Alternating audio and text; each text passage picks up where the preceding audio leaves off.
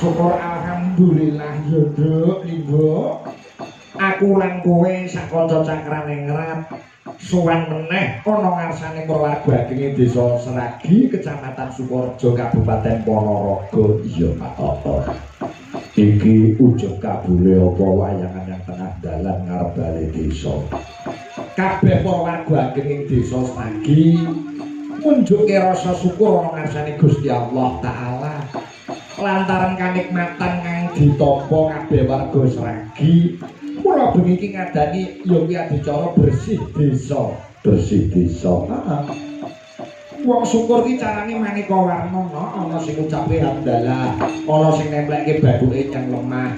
Ning kuwi syukur secara individu atau perseorangan. Mbah-mbahe dhewe biyen gaweke acara syukur secara massal, acara bersama-sama ya kuwi bersih desa atau bersih dusun. Ngono. Jaman biyen sawise panen raya ngono kae, anggere parene wis do garing do ditutu, masak bareng-bareng, do bacaan bareng-bareng. Sadurunge dar bareng-bareng padha ndonga bebarengan karo sing gawe ya Allah. Matur nuwun lantaran bumi Seragi kula sak anak putu kula saged gesang lantaran tanem tuwuh ingkang tuwuh mapan wonten bumi Seragi.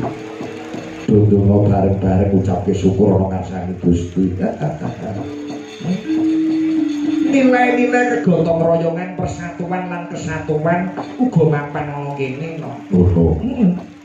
Yen ngono simbah-simbah dhewe biyen elok luar biasa. Buat Kyai biyen wae cerdas kono.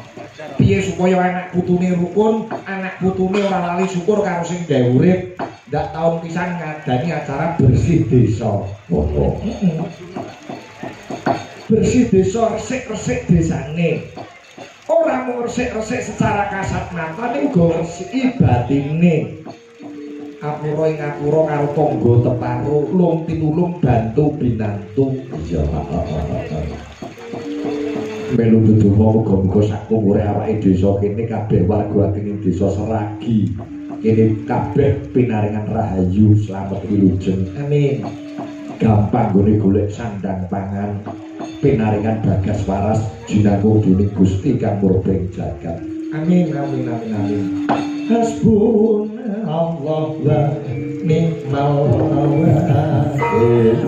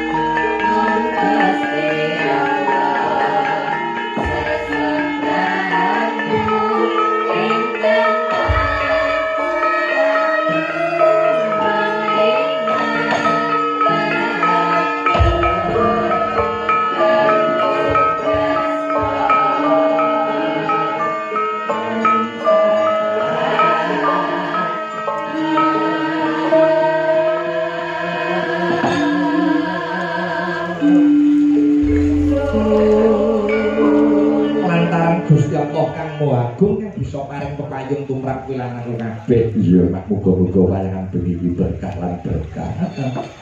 Mergo Udakara wis 5 taun kene iki ora ngadani bersih desa. Oh. Iki mengeti 352 tahun desa Sragi. Matur nuwun panjenenganipun Bapak Kades, panjenenganipun Mbah Lurah, Mbah Kateni, sembah nuwun. Sadaya para perangkat desa Sragi. Iya ya matur nuwun ya. Wong wayangan bengi iki ora jarak, ora sengaja, Mbah Eko iki jagongan karo Mbah iki. Ya piye iki? Mbah Lurah layangan. Akhire dadi ngono. Rasakaken ropat rapat ayo terus dadi. Sembah nuwun dumateng Mbah Eko Agus Supriyadi PT Sela Kencana. Sembah nuwun Ibu Mujiatin, ayo yang sudah menjadi donatur. Matur nuwun. Donature go sembah nuwun dumateng UD Barokah Mulia, Bu Haja Ibu Mas Roro, Bapak ABC, Bapak Haji Mulyono. Bangunnya sore mau terus dilunasi karo Mbah Eko aku ngono. Meh diampirke ning ora sempat. Ayo. Nggih, kula purun mampir nek gotong kusene lawang siji ngono. Bawanen dhewe lho. Sembah nuwun bae, terus sembah nuwun. Nggih. Matur nuwun para kadang-kadang kang parang rawuh iki pinarian wujuding kanugrahan udan iki udan banyu. Iki minangka banyu iki pralambange rejeki, pralambange pemuripan lho. Ngono yo, Mak. Ning ndi wae waton ana banyu ning ngono ana pemuripan. Ngono. Minangka pralambang dadi gerjeh pemuripan rezekine warga Ageng Sragi datang pedha muga-muga berkah lan barokah. Amin. Tak gawake piranti saka omah. Gawean ayam sound system. Bengi golek streaming YouTube Sige channel lan channel-channel liyane akeh banget. Iya.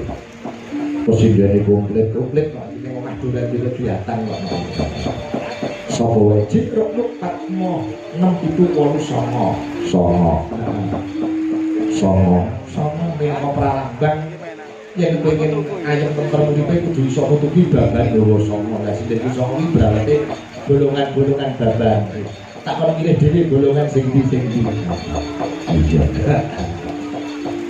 Malam hari ini juga bertebaran bintang tamu. Nah, iku seneng nek mayang ana bintang tamu iki. Nyambut gawe iki kaya enteng. Ana Mas Gareng Tralala. Mbak Tatin, sak Mbak Yuni, Mbak Lucy, sesuai kayak dulur kembar itu juga Tatin karo Mbak Lucy. Laito kuyengan. Iki najan to Ginanjar wujude udan ora dadi sabab, Nyenengke kok malah. Coba Mas Gareng Trinili Tralala. Gede kok nek cilik dilah. Iya, Mas. Gareng tekan ngendi-ngendi. Gareng kondak lho elek. Kuwi sosok kowe Gareng. Yo Mas Gareng. Sing tak senengi anggere WA Gareng iki mesti maksulane apik. Iya. Halo Mas Gareng Tralala. Maksulane dhekne yo kober-kobere nulis dawa. Terima kasih telah menghubungi Gatra Group. Silakan beritahu apa yang ada kami bantu. Info job Yajat WA DP H-7 lunasan H-1. Kok iso kober-kobere nulis? Kuwi otomatis. Coba Mas Gareng diaturi muka kene. Ditumpake perahu layar. Ya, coba kaya apa dadah.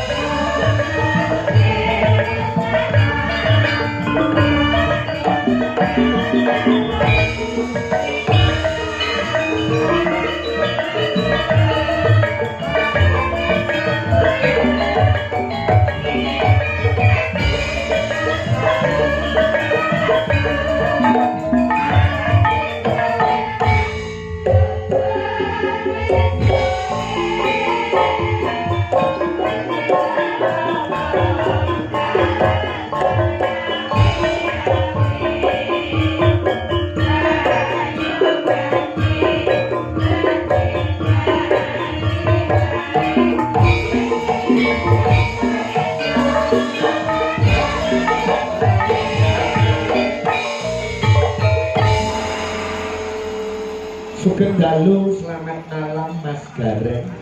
Sugeng dalu, selamat malam Pak Ige. Nggih. Nek Gareng niku pancen katasaken ing dalu mriku sebabe napa kok jenengan dipun wastani Gareng Tralala? Nggih, menika namung anggenipun maringi pepenger saking tiyang sepuh Tralala menika. Oh, enten tegese? Mboten wonten. Mboten enten. Ikut diapur pun Pak.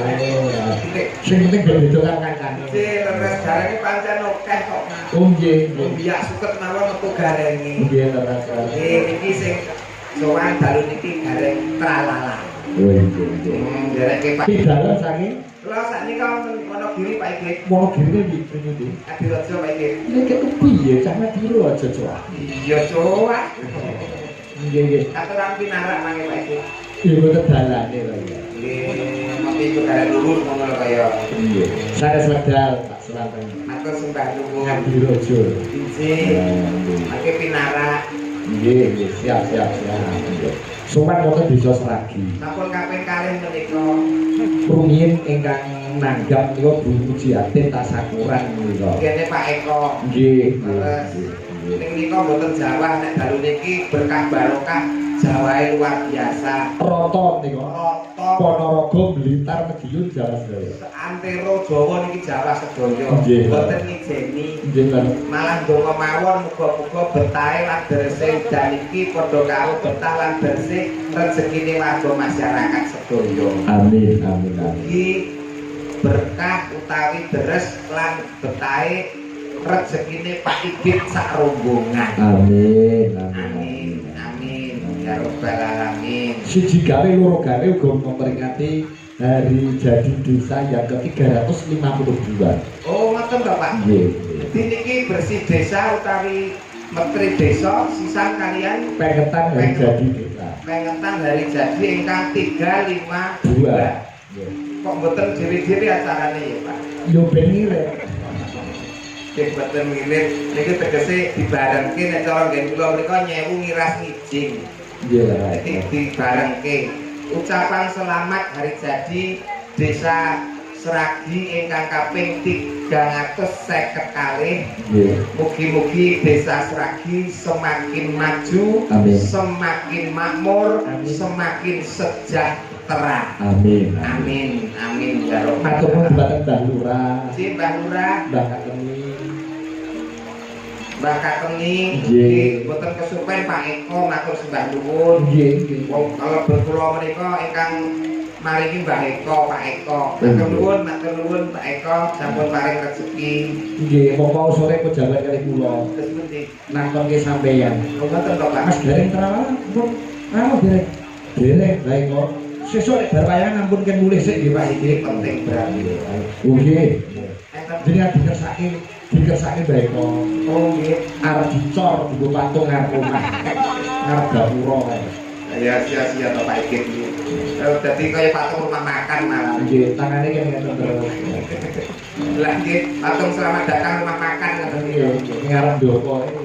Wis baku ngedinama Pak iki. Wong nyatane gawane nggih Jawa kados mekaten sing samukawisipun penonton estunipun sampun kuwatah sakete karono Jawa niki wis sami wanjur. Adum lha itu emper-emperan kuat. Emper-emper menika wonten. Jlepit-jlepit Pak. Mugi dipun pirsani menika lumantar YouTube ingkang kathah. Kuatah sangat baru lho pamerane ilelehake kemene. Pun kamera YouTube, TikTok napa pun hebat sedaya niki. Live streaming siaran langsung Pak Sigit wonten ing Sragi Ponorogo. Pinaringan ayom-ayom tentrem sedayanipun warga masyarakat tebih saking sedaya bodho pangencana caket kabagyan kamulyan manggih gesangkang sarwa keleresan nggih Pak Igi.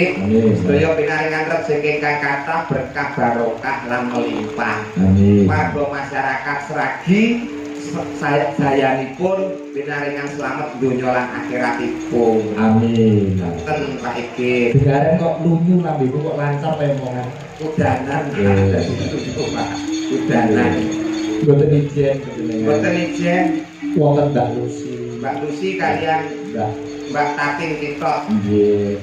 Mbak Lucy rumiyin ingkang. Oh, maten. Nggih. Monggo. Coba pergi Mbak Lucy.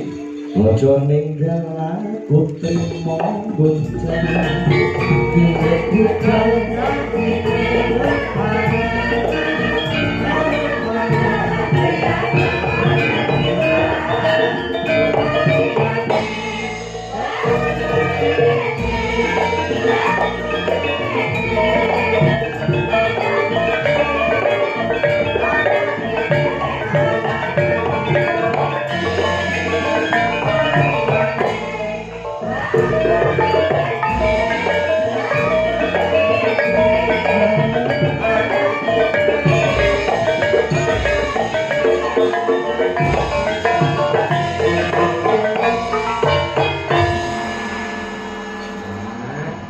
Sugeng dalu Mbak Lucy Brahman. Wilujeng dalu Kang Mas Sigit Arianto. Nggih, pripun kabaripun? Alhamdulillah kantuk pangestu panjenengan sak kanca tambah sehat seger waras. Semanten ugi panjenengan lagi pinaringan sehat sedaya. Pandonganipun Mbak Lucy Brahman kula sak kanca cakran ingkang sih bagas waras tegak sentosa. Ramen saya sowan wonten mriki sampun kaping kalih dibali kalian dulur lanang Mas Eko. Mboten kathah nyumpel Kang Mas Murah. Nggih. Saha bapak-bapak sedaya para sponsor dalu iki. Ingkang sampun kersa ngamanaken rezekinipun kagem desa Sragi. Matur sembah nuwun mugi kula aturaken. Dumateng Sinten? menika para rawuh khususnya para undangan menika wonten dari kecamatan juga dari polsek dari Koramil Sukoharjo nggih wis pokoke kathah saking dinas ugi rawuh mboten kathah mumpen salam sungkem kula dumateng masyarakat desa Sragi. Sugeng pinanggih malih mugi tansah seger waras dayanipun. Amin. Nderek dedonga mugi-mugi bibar inggih purwa menika saged kinabulan ingkang dipun suwun masyarakat desa Sragi. Desane ayem tentrem dipun kedahaken saking sedaya sengkala ingkang dumugi. Desane tambah maju. Para perangkate khususnya Pak Lurah lan kanca-kanca perangkat tansah diparingi kelancaran lan kesehatan. Dumateng Budewan Mas Eko wis pokoke matur suwun yang tak terhingga.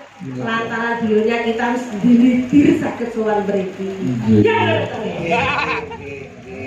Iki kok koyo mati apa ngono rek mau.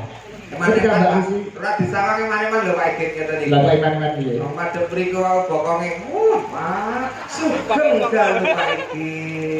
Pepanggihan malih wonten Sragi Pak Igi. Ya ampun, bokonge Pak Igi. Piye? Gede sisih. Kok kowe ngarani Mbak Lucy cacat berarti? Betul cacat. Kok mau gede sisih? Kok nek gede sisih ki cacat. Cacat. Jenenge kok kudune bapak timbang. Iki motone padha kabeh, ora kok gede sisih. Kok menawa dianu mbok ngoco, wong ki lek arep awak ki ya ngoco. Herbane ning omah ki kaya ngopo? Padha-padha wedi kowe. Didelok ning YouTube wedi kowe. Bojomu gedine ya sak cakruk. Iya ya. Bojone garek gede, Mbak. Alah. Jenengan riko lho mboten percaya. Nggih. Assalamualaikum kakak-kakak ta. Heeh. Mas gareng wonten jero iki blasteran. Heeh. Ngene mlakune. Piye mawon? Plok. Ngono kuwi. Kok ana oplok-oplok apa ono sing ngeplok dhewe. Aduh kok, wedi kok. Bojoku yo obah noplok-noplok. Bojoku lagi sikatane muni oplok-oplok. Kaya iya genep ya. Genep. Genep. Genep ra genep iki. Iki kae sing kae dope mati sisih. Ora tak tambahke tak benake. Ora nek bojo kok dok mati sisih, ngarani bojoku PC ngono to. Bojone Mas Gareng iki piye nyebrap ya. Lho, pas iki sing wis Aku rono. Kuwi bojone Mas Gareng piye le nyambut tamu iki. Mesem terus.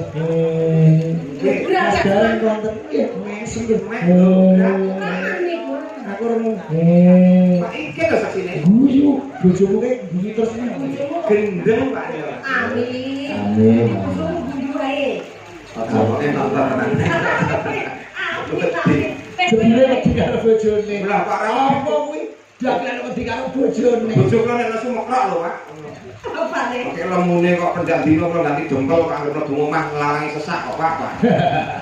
Dalu niki sing rawon niku luar biasa pokok niku youtuber dari manapun ada, baik dari Facebook, TikTok, YouTube, elok apa lewat media massa. Jadi ngeten Pak Igit, nadyanto wonten lokasi kahanane Jawa sing nonton boten kados wingi, ning ingkang wonten YouTube menika melimpah penonton Pak.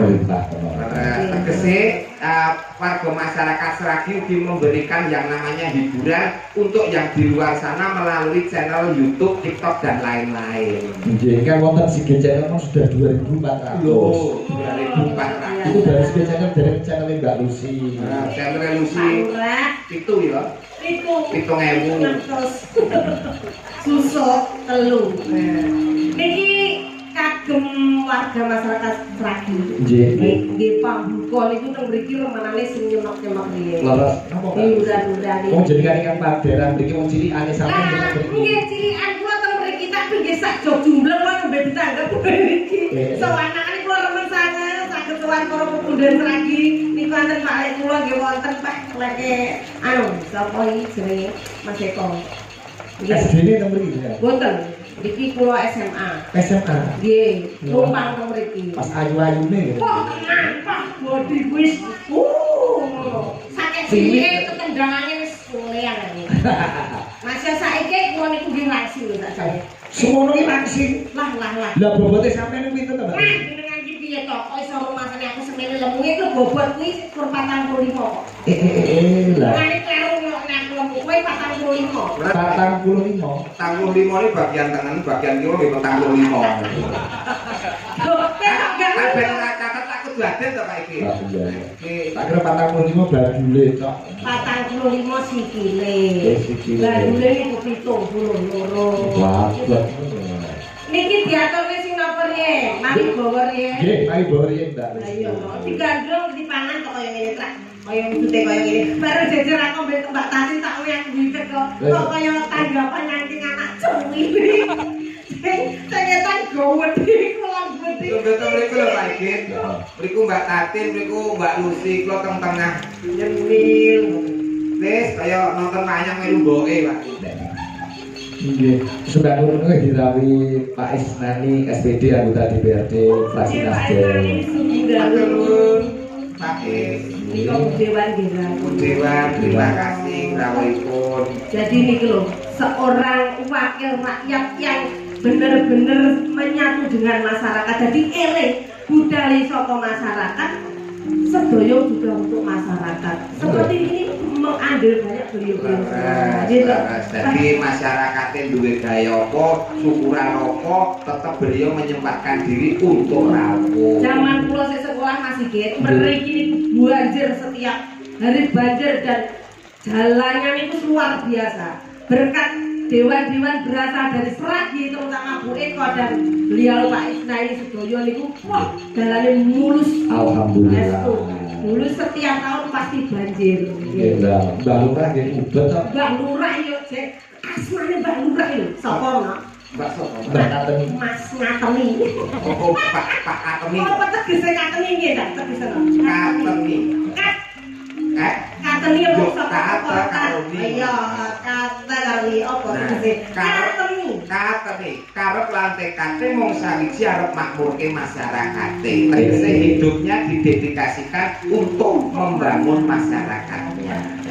Kiai lembah mana terus? Tekan sakmene tesih mengabdikan diri untuk masyarakatnya. Jadi ora ana kesele, ora ana libure.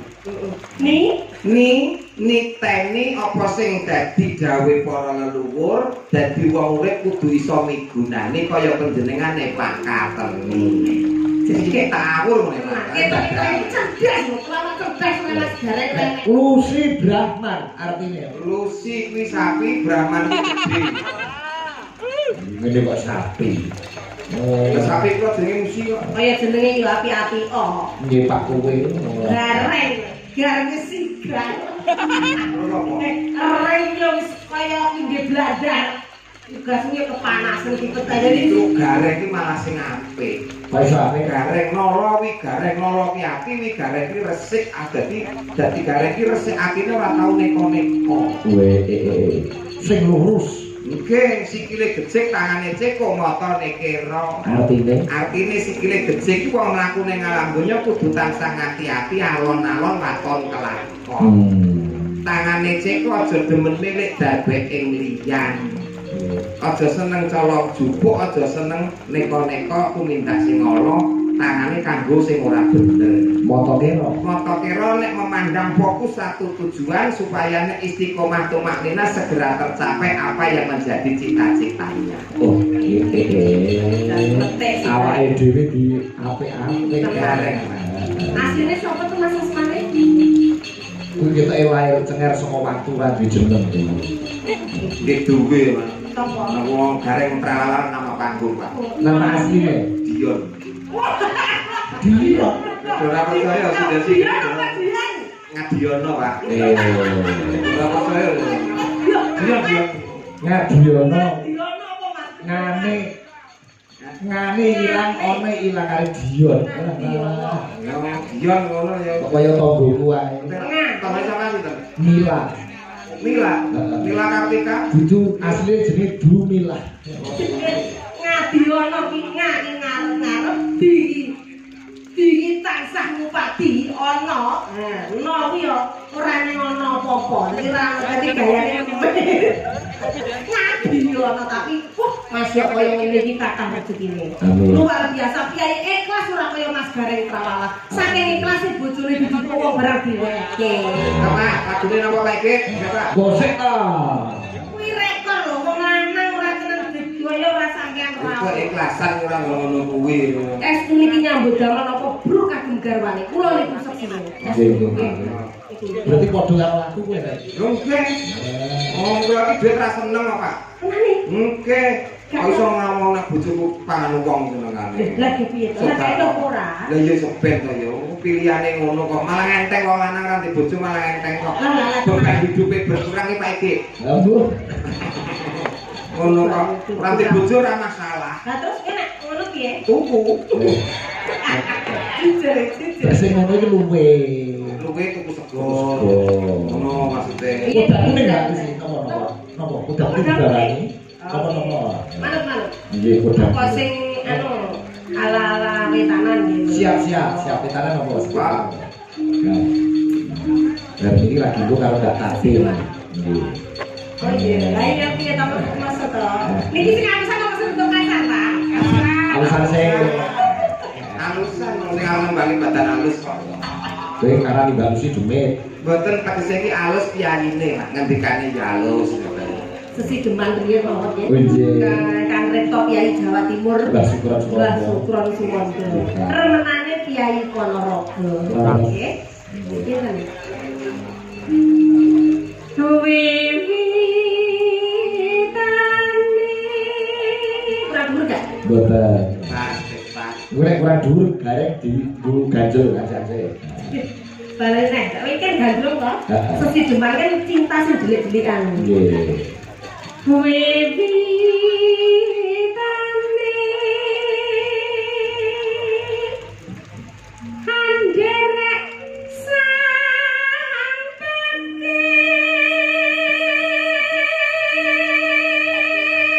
Iya, Rek. Karo bojomu suarane apik ndi, Rek?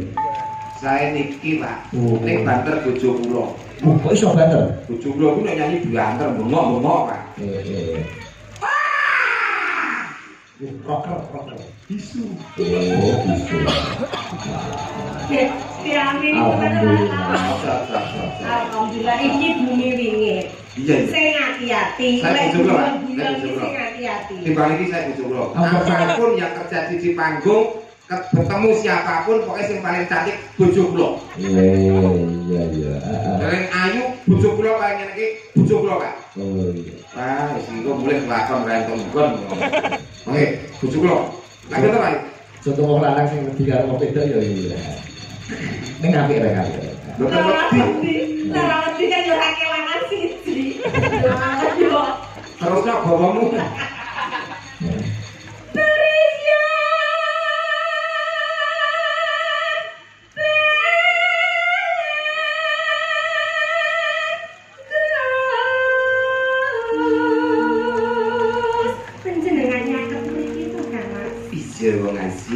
Dan mboten pinanggih kados pundi. Kapan rasane atiku wong asu? Kok aku kok sing mesra kok gak iso. Kuwi level lho iki. Jadi nek saya iki ayu. Ayu biasa ya iya. Iki aku azu. Kira bisa sak dure azu apa? Aziu.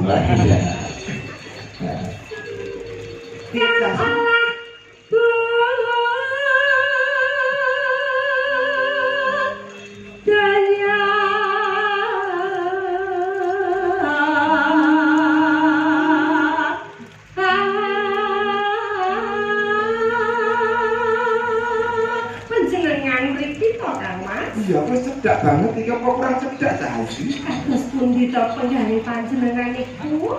Kula rina kelawan wengi niku tansah mboten panjenengan.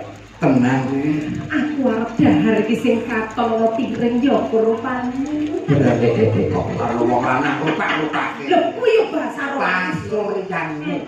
Pasuryan panjenengan. Berarti gede tresnamu. Estu Kang Mas. Kuwi nek makem. Kula lek dalu badhe babuk niku wonten bantal niku ketok gambar panjenengan. Sangkik cintamu ning aku. Terus mekati. Kula niku mlampah sak mlampah wonten dalan niku nggih ketawis pasuryan panjenengan lho Kang Mas. Katon-katonen mergo tresno. Kula niki lek enjing niku weteng kula mules. Kula mlebet wonten ing kamar mandi ningali kloset niku nggih wonten rupane panjenengan.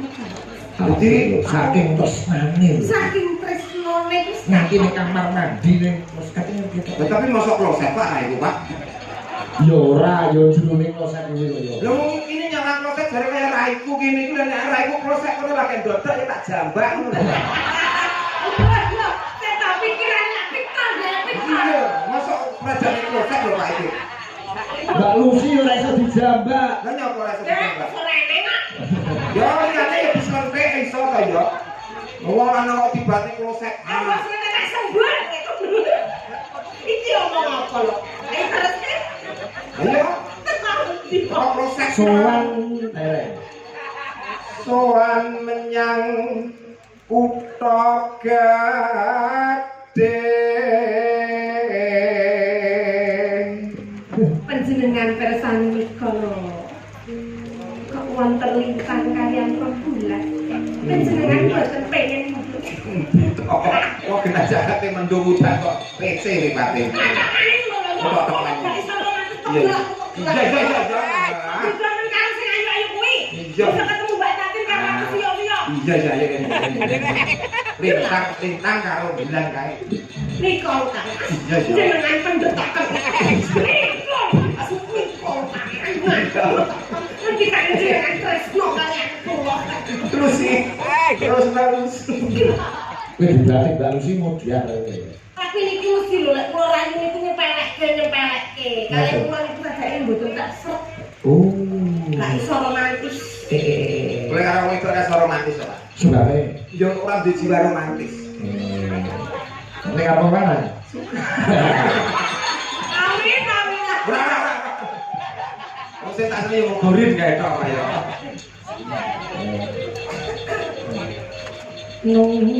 Bandara terus kayung nyom.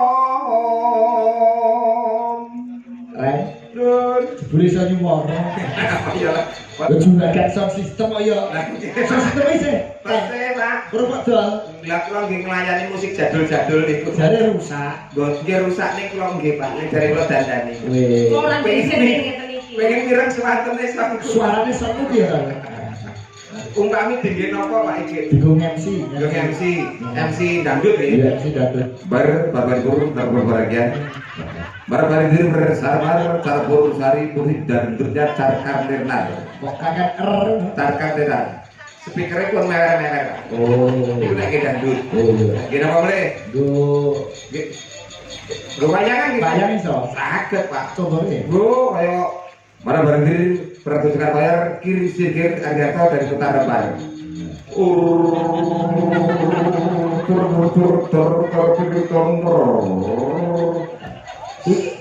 Layak kok murah payu. Payu Pak.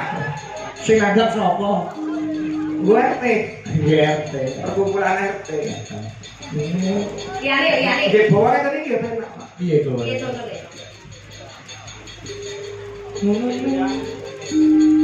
Serentar biru. Kalau terakhir ungkir.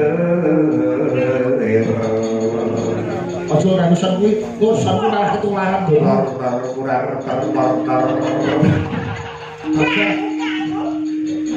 Kan desa niki mau lho Pak sing apik Pak. Kan desane Pak Igit iki lho. Lha jenis kok ijo. Nek Pak Sigit piye soal Pak Sigit? Soale Pak Igit elok. Mereke Sony. Nanti yo nusan merek Sony. Kayak ono sing pakai bangsot di PP udah. Kan desane Pak Igit nggih. Nggih. Swara kurang permono. Sanmu. Ora itu Ojo, tak obrol sama ning Sanmu karo Pak Sigit penak sanmu. Soalnya ada payu, gue turnamen. Neng wasis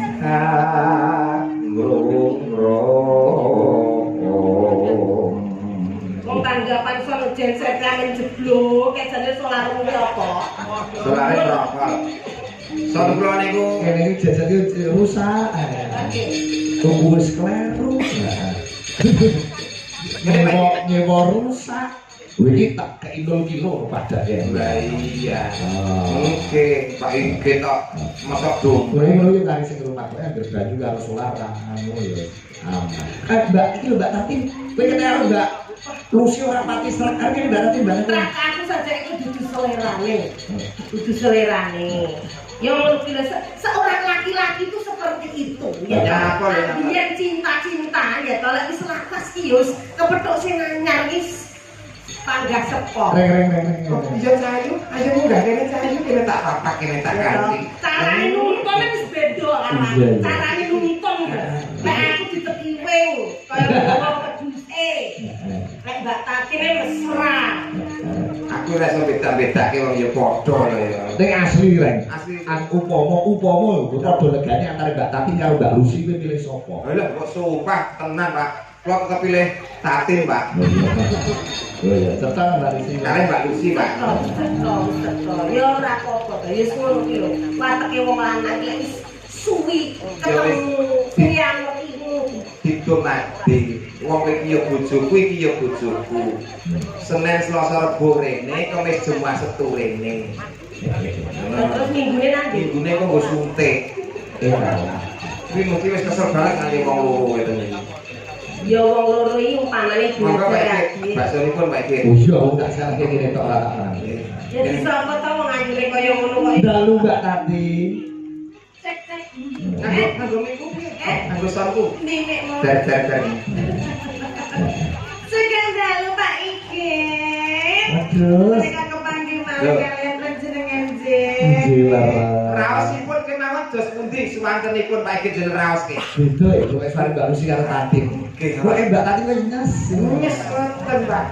Piye to Kang Mas? Yes. Kang Mas, Kacang Mas. Kakang Mas. Pancen luar biasa kondur awakmu. Ditresnani karo panjenengane Pak Sigit wong iki berkanthi mrene ana Srigi. Seragi. Ya to lek cedak bocah ayu lho mripate malah kira maca seragi Srigi. Kali dhisik ya kira iki. Jenengane kok. Coba Mbak Tati gandreng karo gareng. Jadi tekan di Rek. Anggung romarang Bandara. Mas, Sayu. injih. Engko malam pertama tak jak ning hotel berbintang. Pundi menika? Ana ing Laladan Ngawi utawa ana ing Laladan Mediyu. Oh, napa jenenge? Hotel berbintang Cakraningrat. Oh, Cakraningrat. Ana hotel Mas. Apa? Aku bocah hotel. Ya malam pertama ning kuburan. Mendem kowe iki. Karo piye? Ora romantis karo bojo tuwa iki sing ngancani keloro-loro iki ya dimateni to. Dipun pangestu karo leluhur. Ngarepe kuburan iki hotel. Ngarepe kuburan iki hotel lho, lho Pak Iki sing tau rono. Hotel apa arep kuburan? Hotel Mas. apa? Sesone nang hotel aku di neng apa to? Ya paling ora supaya nek kulitmu tetep apik iki ya pizza, hamburger, spaghetti. Oh, liyane kuwi terus karo apa meneh, Mas? Ngunjuke mesti ya jus. Jus? Heeh. Kunjuk. Ya Kunjuk apa? Kunjuk. Ombene to? Ombe apa? Solar. Ya sia-sia kok. Solar menika bakso ular, Pak. Bakso ular lah kok dijikuk duduhe niku nggih kesehatan apik, Pak. Lah iki dibaan ular iki diloro budhe sembarang-barang kok. Lho ya duduhe lho, duduhe. Aja sok meri to. Nyokoti kowe iki. Kowe bawa ya, Nduk? Ya Mbak Tati jaga. Lah, Ya, genti. Nah, lagi ngomong. lah. Lah, ngono tenan, Pak. Wis Mbak Lucy, apa? Aku ya iso ular. Kira karo sithik ngono lho kaya gendrok taking ngono lho. Ular. Coba piye, Nduk? Piye, Nduk? Ular. Lho, ngono iki krungu suarane tok saya pengen ngedol pekarangan aku ini. Ular. Wah, anu barang ora ati. Yo coba. Ayo Mbak Tati. Tekan ngendi iki mau, Mas? Teko Srigi. Tekan Srigi. Seragi. Sragi. Sragi kelewat terus. Srigi iki ndek bengi. Oh iya. Iya. Ya Celestia. Aku dicekeli to. Iya. Apejer ngincangake. Ayo.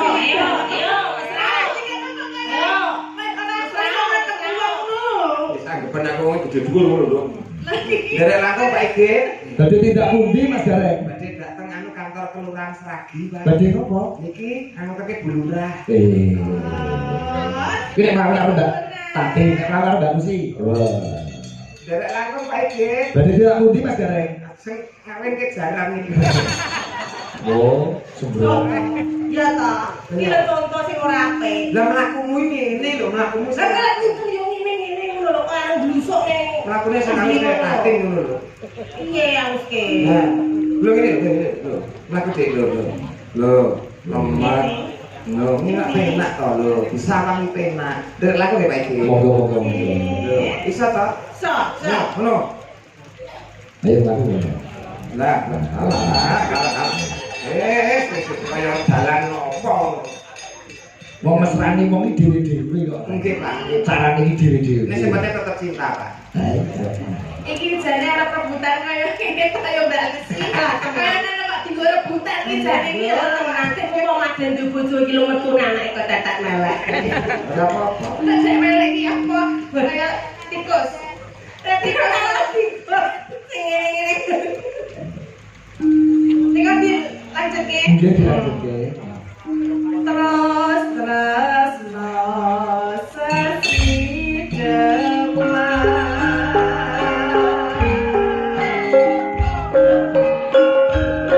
Mangga Mas.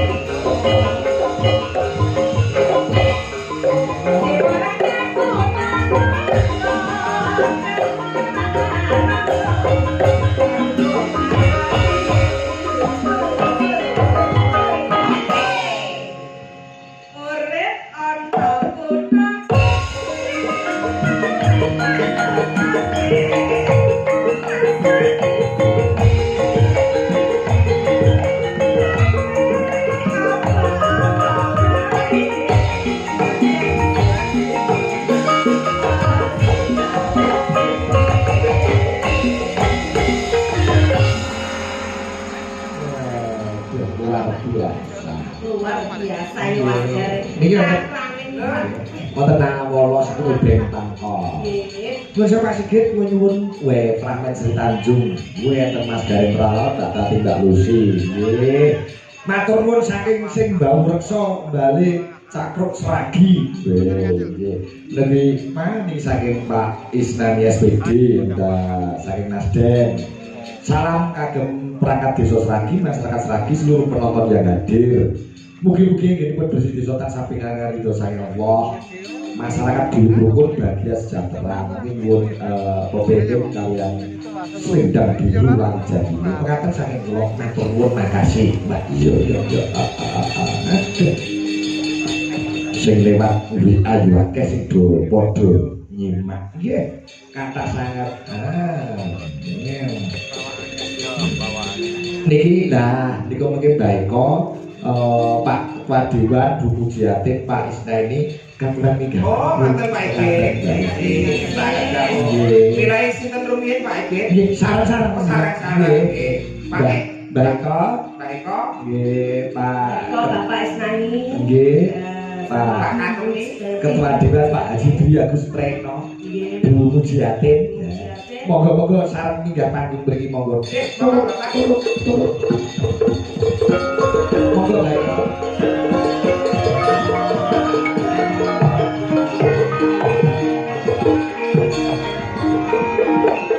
Monggo Bapak.